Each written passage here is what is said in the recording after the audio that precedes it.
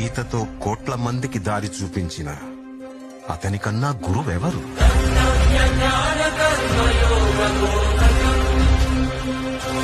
రక్షణ కోసం సముద్రం మధ్యలో ద్వారకా నగరాన్ని కట్టిన అతనికన్నా గొప్ప ఆర్కిటెక్ట్ ఎవరు?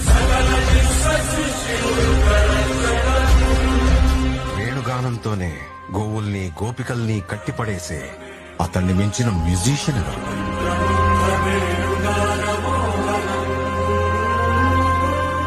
ధర్మం కోసం యుద్ధం చేయమని చెప్పిన అతన్ని మించిన వీరుడెవరు?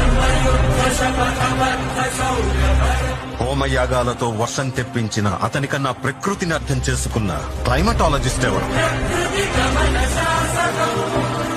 అన్కంట్రోలబుల్ ఆర్పిఎంతో తిరిగే సుదర్శన చక్రాన్ని కంట్రోల్ చేసే అతనికి మించిన కైనెటిక్ ఇంజనీర్ ఎవరు?